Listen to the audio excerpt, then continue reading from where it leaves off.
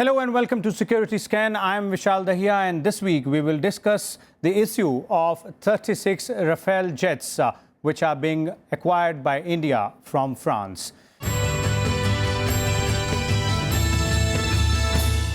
The Indian Air Force requires a minimum of 42 fighter squadrons, with each comprising of about 18 aircraft to achieve optimal capability.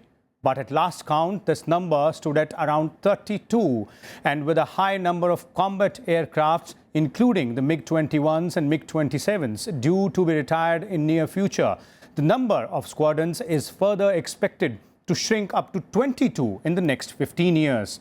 The declining number of fighter aircrafts is also driven by the long-drawn process of procuring the replacements. One such example is the 2001 tender for medium multi-role combat aircraft MMRCA, which was originally intended to yield 126 fighter aircrafts, but after 15 long years, only 36 French Rafale jets have been ordered. The RFP for procurement of 126 MMRCA was issued in 2007. IAF conducted technical and flight evaluations and declared in 2011 that Rafale and Eurofighter meet its criteria. In 2012, Rafale was declared as L1 bidder, and the contract negotiations began with its manufacturer, Datta Aviation. The negotiations remained inconclusive till 2014 due to lack of agreement on various terms of RFP compliance and cost-related issues. During Prime Minister Modi's visit to France in February 2015, both sides announced a government-to-government deal for 36 Rafale jets in flyaway condition to be delivered to India by 2019. The Inter-Government Agreement, or IGA, for this was signed a year later in 2016. Of late, the purchase of these 36 fighter jets has been in the limelight due to allegations and counter-allegations between the opposition and the government on the cost of the deal and whether India got a better deal than what was being negotiated in initial stages. So how important is this acquisition of 36 Rafale jets and for Indian Air Force, and what is the controversy surrounding the deal? For this, we have with us a distinguished panel of guests in the studio today. Let me start by introducing you to them, starting with Mr. Saikat Datta, senior journalist and South Asia editor of Asia Times. We also have with us Air Vice Marshal Kapil, defense expert, and we have with us former Deputy National Security Advisor, Mr. Satish Chandra. So welcome all of you to the show. Let me begin with you, Marshal Kak. Specifically, what is the importance of these 36 Rafale jets for Indian Air Force, given the kind of figures which I read out and which are there in public domain, the kind of shortage which Indian Air Force has right now? How important are these jets for us? Absolutely critical. Critical is the word. In fact, as you yourself have very rightly indicated in your introductory remarks, that the Indian Air Force is in a tailspin insofar as numbers of combat aircraft are concerned. And this is not a development from this government. This is a development which goes back 12, 13 years. So a serious problem has not been addressed. And if it has been addressed, it's been addressed transactionally in a haphazard manner. And the result is, as you yourself said, the Air Force is down to 32 against 42. And this at a time when the security environment is getting for the worse. Secondly, there is a concurrent directive to the armed forces. They should be ready to fight a conventional war on a two-front basis. Now, you see the contradictions in the directive and the capacities that have been sought to be addressed by way of, if I could say, pure neglect. And now, this is the essence of the thing. The other points we can go through in the rest of the discussion, but when we talk about the comparison, you said the comparison, well, is this deal better? I think this deal is better. But what's the normative benchmark for comparison? Because that benchmark is non-existent. There was no deal. There was no agreement. You were only proceeding after you yourself said 2012, you froze the L1 and the L2, and then you selected L1, which was Rafale. And in a year and a half, approximately year and a half, it was anticipated the government will change. I think Mr. Antony took a good decision to not proceed further because the elections are going to come. So in essence, I think comparing the UPA's negotiations and benchmark figures and what all was sought to be done with an intergovernmental agreement which is in writing on the table would be tantamount to comparing oranges with apples. Okay, both are round, both are Rafales. Oranges with apples is the remark which you're saying, but we'll come to that part a little later. Let's as of now focus on why we need these 36 jets, and that too in a flyaway condition, wherein an agreement or the process was on for 126. Let me bring Saikat on that. Saikat, is this the right decision? 2015 and 16 when the NDA government decided to take these 36 jets off the shelf in a flyaway condition, because if you look at the figures, and as Air Vice Marshal Kak is also pointing out, it's a very critical situation for Indian Air Force. When you need 126 aircraft, will 36 work? Obviously it won't work, because the gap continues still a huge gap. And let's also look at what's happening with the rest of the squadrons, the combat squadrons. Usually we've always had struggled with the fact that we have too many different kinds of aircraft in our inventory, and now we are going to add another set of very different aircraft. So you have 2 squadrons of MiG-29s, 2 squadrons of Mirages, 2 squadrons of Rafale, and we'll continue to have these kind of mishmash, which is a nightmare from a logistic perspective. So somewhere our planning, our ability to conclude contracts, etc., has not really worked in our favor. And the last point I would like to add is that if, for example, somebody is not being able to sell you something on your terms, and you're one of the biggest buyers of equipment, what do? You should go to the competitor. Okay. In this case, we didn't even explore that option. Okay, so we could have gone to the competitor. That's what you're pointing out, and also you're saying that it is something which was very much required. Let me bring in Mr. Satish Chandra on this, former Deputy National Security Advisor. Mr. Chandra, having a look at this entire issue in the light of what Air Vice Marshal Kak said and what Saikat is pointing out, there is also, an argument that having 36 is a better choice than having none. I think you've hit the nail on the head. I agree completely with Air Marshal Kak when he says this was critical. You needed the aircraft. But I have a different point of view from what Saikat was saying, that really it is this government which cancelled the deal. Put yourself in the position of the new government which had come in. It tried to conclude the deal and it could not, because the Dassault could not reach an agreement with the local manufacturer for manufacturing these 126 in terms of agreement on man hours.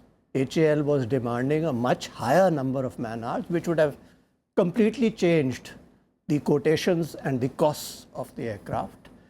Even worse, the supplier said we will not guarantee the capability of those aircraft, which is essential. Now, assuming if we take Saikat's argument forward that, okay, then they should have done another deal with someone else. Historically, when you start these deals, they go on for years and years and years and years. This one took 15 years to come this way. Yeah, exactly. So the point is, this government was in a tough spot, let's face it. Either you go for new bidding or you do the best you can. You can't get into the 126 because Dassault cannot reach an agreement with HAL. Therefore, they did the next best thing, which was a direct government-to-government agreement, where they got 36 aircraft. And I may mention that the capabilities, and we will get into that, of these aircraft is infinitely superior to what was originally being negotiated. Okay, that is an important point, and that is where I would want to bring Air Vice Marshal Kak on this. Marshal Kak, capabilities of the aircraft is very crucial aspect out here. Saikat pointed out that we now logistically it is going to be a nightmare because we will have different platforms with Indian Air Force, MiG-29, Mirage, and now Rafale as well. But technologically speaking, are we in a better position with these 36 fighter jets being delivered to us? And also, capability-wise, are we getting a better deal? Okay, on both accounts, answers yes. In the first one, I'm not quite inclined to agree with Saikat, because we had no logistics nightmare. We have been operating Mirages for 33 years. Same Dassault company. We have learned the art of maintenance, production technologies and many things from that program. This is only a follow-up to that program. Of course, technology is taken a much higher trajectory, and I will explain. The second point is that 36 was crucial. As I said, I think both Satish and I are on the same, Ambassador Satish Chandra and I are on the same page. That's equal to 2 squadrons. At least you get something straight away. Third point which was made, yes, at a theoretical level, yes, I agree. You could open negotiations with the L2, which was Eurofighter. You could also do intergovernmental with them. I'll come here. Eurofighter had also offered a 20% discount, both during the UPS regime and NDA regime as well. That is what I am trying to say, and this is what Ambassador Satish Chandra's point is very valid. What is your problem at the moment? You're racing against time. Okay. The Indian Air Force has got operational anemia. Its hemoglobin is below 8.5. So what do you do to that patient? You either give a blood transfusion immediately, or you step up your medication such that that patient comes to a certain level. That is what these 36, this is like a blood transfusion. But this is where I tend to go on to agree with Saikat, where the government has not addressed the larger problem, and I believe it should have been done, because Prime Minister in April 2015, when he announced the deal in Paris, he said 36 are being bought and we are going ahead with the other additional aircraft. I haven't seen 3 years have passed. There are some negotiations going on. But if we go by our own benchmark of these things taking time, I'm afraid because the LCA is taking so much time, normally LCA had kicked in, we wouldn't have had any problem. But let me give the viewers and yourself a perspective. In 2009 and 2010, the Indian Air Force actually gave heavy amount of funding as also a written order. The complaint was that Air Force was not giving written orders. 2 written orders. I had last discussion at this very channel. I had quoted the letters under which those orders were placed, because there was another expert who was saying, no order has been placed. Anyway, be that as it may, the fact is, 8 years ago, you have raised an order on HAL for 40 aircraft. They have to comply with that order. Today, there are 5 aircraft out of 40. Now, this is what causes worries for people. So the indigenous capabilities are not rising to the occasion. And the rate of production. No, as an airman, I'm proud of the light combat aircraft. It's our own program. We evolved it from scratch. We can proudly say this country has produced a state-of-the-art fighter. But the pace has to be much faster. But you have to productionize, you have to test, you have to evaluate, you have to upgrade. The whole process is lacking. Last point, I think I'll just conclude here in this segment with this point, that I think this government, perhaps Rajya Sabha could act as a nudge to this government. Can you please open throttle, the combat aircraft throttle, and see those additional Rafale-like aircraft? I use the word Rafale-like because successive air chiefs have used that expression. We don't want Rafale, you want something else, get it. But give us something which is like Rafale. Okay. And this is where your last point of technology is very, very important. The Rafale aircraft, I can share with the viewers, has an air-to-air missile. These days, you don't get a fighter and actually shoot it down, see it and shoot it down. You engage a fighter at long distances because you have a radar. If you have a missile which has a long range, before he sees you on the radar, you have seen him because you have an advanced radar. What is even more critical, you have a longer range missile. So even if he launches, it's too late. You have already launched a missile on him. That is the capability of this aircraft. China, Pakistan, and frankly, I can say perhaps the US has somewhat equivalent of an air-to-air missile. So this will stay abreast of whatever advanced technologies on combat aircraft, especially in air dominance domain, because the fight is for air dominance. So technologically speaking, you're saying it is a better choice. Let me bring in Saikat on that. Saikat, 2 aspects. One, technologically, is this the right choice? as Air Vice Marshal Kak is pointing out. Second, as again, Marshal Kak pointed out, that we need to move ahead for the rest of the deal as well, Rafale-like, if not specifically Rafale, because 10 years down the line, we'll be standing in a similar position where we are right now. I'll use the analogy that Air Vice Marshal Kak used about blood transfusion, and I think he used a very beautiful analogy that if a patient needs blood transfusion and one supplier is saying that I have B blood group, but I will not give it to you under these conditions, what do you do for the patient? You move to another and you still get the same blood group, but you ensure that the supplier is better than this. In this case, we keep going back to the same supplier and we keep telling them that, look, why aren't you giving it to us? You see, the whole thing about negotiations is that you should learn how to put pressure, because you are the buyer, and here we are giving up our rights as a buyer and instead kowtowing to whatever the supplier is telling us. So in a way, they're practically dictating terms with us. That is a problematic issue. The second point is, nobody is questioning the technology. The Air Force put the aircraft through very, very difficult trials, etc. And then it emerged as the best aircraft. So obviously you cannot question it on technology, but the question remains is that, are we getting the best deal in terms of costs, in terms of numbers, and in terms of what we currently need? Now, if we are so desperate, my point is that if HAL was the problem, who does HAL report to? HAL is a public sector undertaking under the Secretary Defense Production in the MOD. Why aren't they able to say? In some ways, we are saying that the government, one hand of the government failed, therefore the other hand of the government penalized itself by cancelling something. So in a situation where, we can go on and on about this, the fact of the matter is HAL continues to be a government entity. And if you can't fix HAL, then you're not really serving the country right. And this is not being discussed. I remember in 2004, I had done a story based on 3 letters written by the then Air Chief Marshal Krishnaswamy, saying that because of problems at HAL, fighter pilots were dying because HAL was not being able to do anything about it.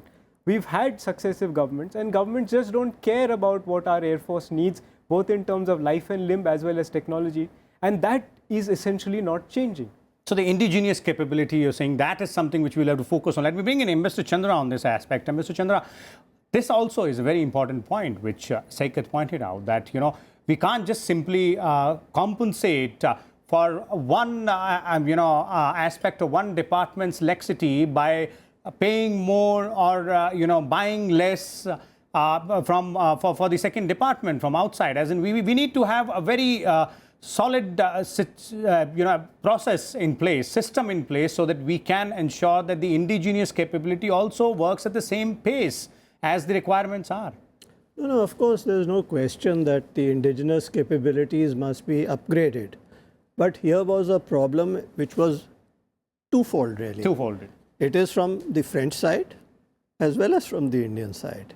Because on the French side, in the request for proposals, the French side had clearly said that yes, they will stand guarantee for these aircraft, which they refused to do at a certain point in time or were not able to do. And the second point was a mismatch in the number of man hours on production.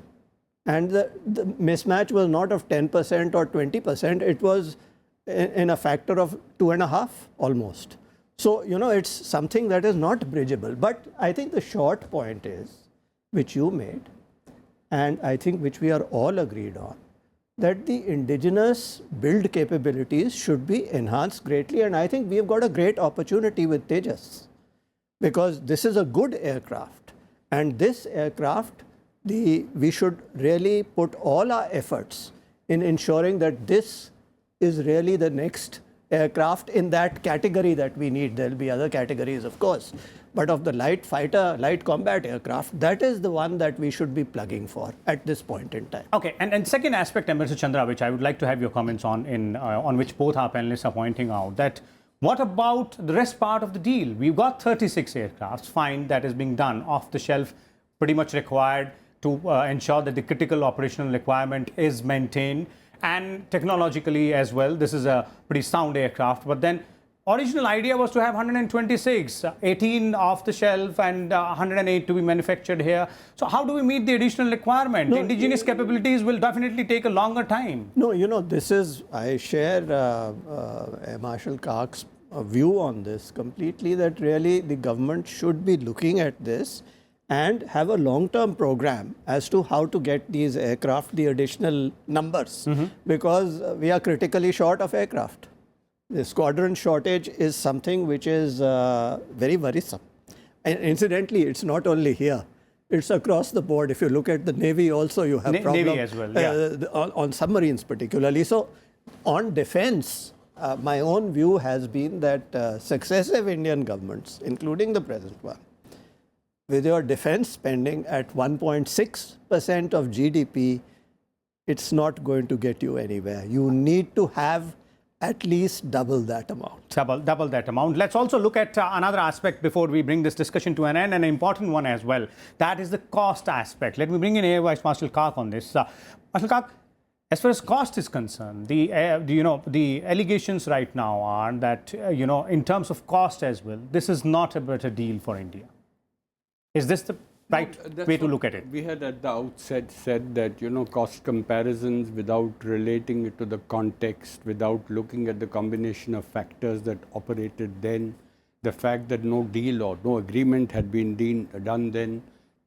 Fourthly, that program was an extended production program involving manufacture of 108 odd aircraft in HAL. Now, these are all flyaways. So, therefore, I'm afraid cost comparisons would be odious, as they always are. But in terms of our negotiating position, I think Saikat made a very fleetingly very good point that, we are actually not beggars in this. Our program has enhanced Dassault's and France's capability hugely. Let me share with the viewers the fact that but for our program, they had already lost South Korea and Singapore for purchase of this aircraft. Okay. And the moment we came in, Egypt and some other countries came in. So we have acted as a force multiplier for them. And how did this translate into? When the Prime Minister returned in April, in May, the Dassault said, or the government of France said, it would be 11.8 billion euros for 36 aircraft. And a year later, less than a year later, when François Hollande came in January 2016, he brought this gift offer, okay, it will be 8.8. So he brought it down by 3 billion euros. 3 billion euros. And when we negotiated, I think we negotiated pretty well. We have now brought it to 7.8. So from the original post-Prime Minister visit of 11.8 billion euros, you came to 7.8 billion euros. We've done a good deal. But where I would think, as an airman, the wisest option for this government would have been, okay, is this costing too much? In any case, they don't mean make in India. This is a production technology, manufacturing technology. There's no design. We have done this production manufacturing technology with the Russians and the former Soviets for the last 40 years. So we get no make in India, except that a private sector company will now avail the 50% offsets, which is approximately 30,000 crores, in not doing anything for the Rafale, but some other defense program. So in that sense, I believe the deal is good, and we should now concentrate at the governmental level, maximum possible, get more Rafales. Okay. You can do a better deal. Okay. Maybe not 126, you can bargain with the air chief and say, okay, reduce 126 to 90. Whatever is possible to us. And then we close the other program. Other programs Alternatively, you come into the other program where the F-16 and the Gripen are already under consideration. So which will mean that is where the logistics part will come in, which Saikat said at the beginning. One of these has to be done. In fact, both have to be attempted simultaneously before this government tenure ends in May 2019. Okay, so this is the way forward for Rafale and its ends. So the consensus here seems to be, as far as our panelists are concerned, that more needs to be done to go ahead and meet the operational requirements of the Air Force, and not only the Air Force, but also the other two defense forces. Defense deals are always complex with cumbersome negotiations, and therefore there are no easy answers to the questions raised on these deals. However, a sense of urgency is the need of the hour to overcome the delays and hurdles in the procurement procedures to maintain the minimum operational requirement of our defence forces. We'll come back again next week with a different set of guests and a different topic. Till then, keep watching Rajya Sabha Television.